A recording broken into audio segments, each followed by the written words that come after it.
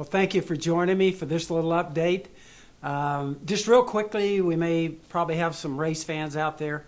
Quick update on racing. Right now in the Cup Series, we're sitting 5th, 13th, and 16th in points with 4 wins.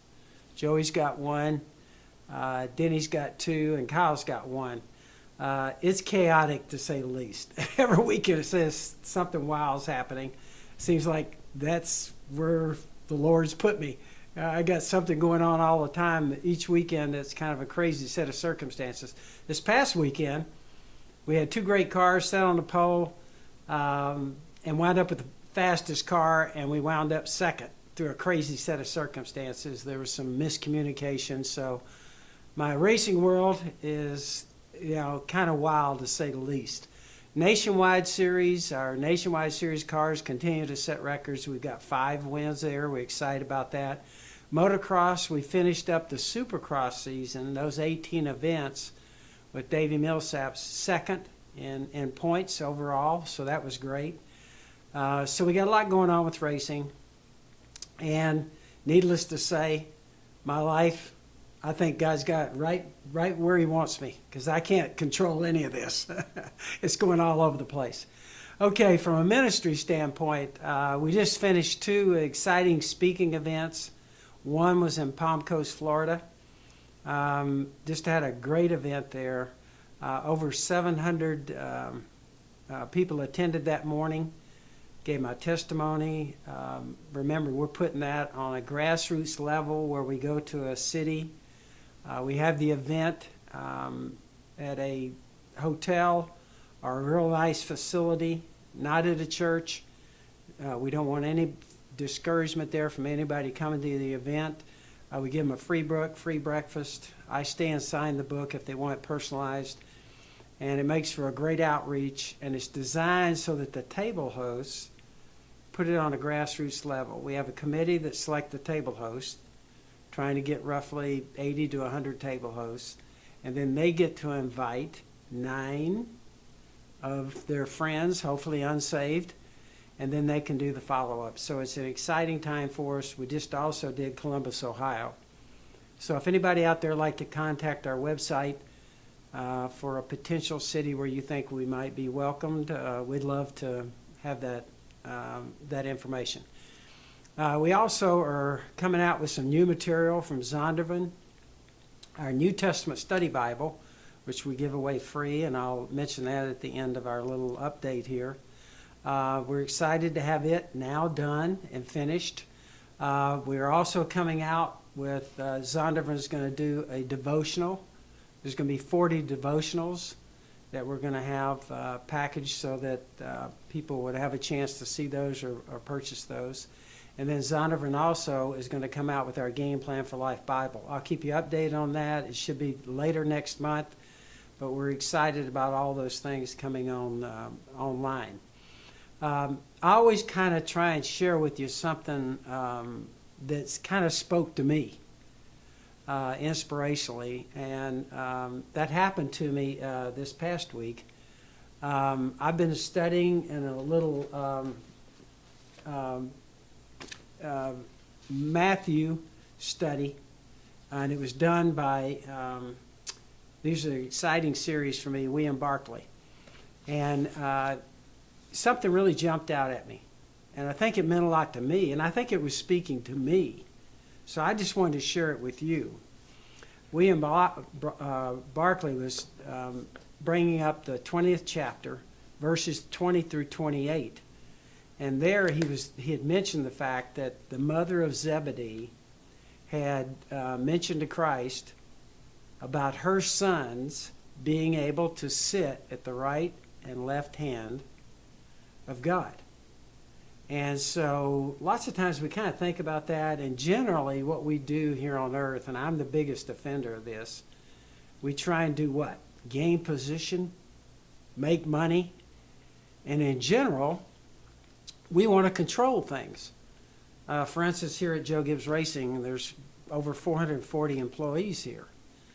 And so many times our goal in life is what? To achieve, gain status, and have people working for you or controlling other people. That's kind of how we're measured, because we're achieving.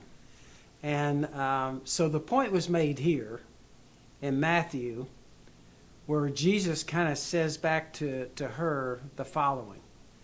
You know that the rulers of the Gentile lord it over you.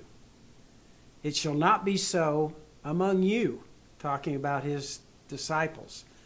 But whoever wishes to prove himself great, which we all want to do, and I'm sure those disciples wanted to, you must be your servants. So really, when you stop and think about that, Jesus put that on a whole, and you think about his life. His life was what? He was a servant. He wasn't trying to control people. He was loving people.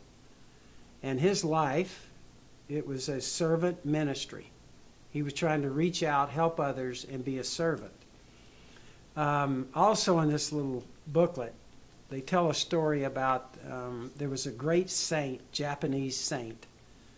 And the name, I hope I say it correctly, but it was Toyohiko Kagawa. And this saint was a Japanese saint that everybody got to know, and he became kind of famous.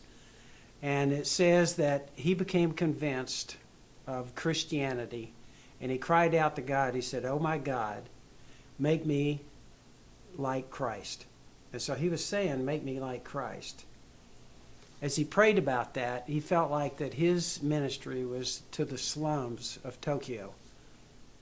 He moved there, and even though he had tuberculosis, he moved into the slums, and they say he was in a 6x6 little hut at night.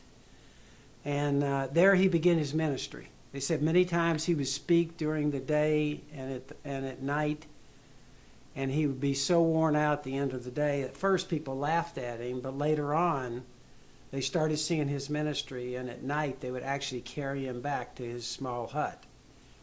And that was his life. His life was trying to take God's word to the people of the slums there. And he really what? The point was being made in here by Barclay. He was a servant. And many times, we think about who's going to be great in the eyes of the Lord. We think a lot about that. And we have said before that J. Vernon McGee, in his work, says that we're going to be rewarded based on what God wanted us to do in this life. And how much of that did we do? And we talk about, maybe it's that little grandmother that had that one son or grandson that she was responsible for, to nurture him and to bring him along in the love of Christ. And so that may be one of the greatest, sitting at God's right hand. And I think the point for me, my whole life, I don't know about you guys, my whole life's been trying to get something, win something, achieve something, build a company, make money. I fall into that trap because, we all want to be successful. And really and truly, when you see that what Christ wanted for us, he's saying the way to really be successful in this life is to become a servant. So I thought I would read you this last little chapter here and sharing this with you. This is Barclay kind of stating the last little chapter here on Matthew, the 20th chapter. And here's what he says in closing. The world may assess people's greatness by the number of people whom they control and who are at their beck and call, or by their intellectual standing and their academic eminence, or by the number of committees of which they are members, or by the size of their bank balances and the material possessions which they have amassed. But in the assessment of Jesus Christ, these things are irrelevant. His assessment is quite simply the following. How many people have you helped? And that really spoke to me. And so I kind of share that with you guys. I'm going to try and make a point to try and be more of a servant. Not controlling things, running things, competing for things.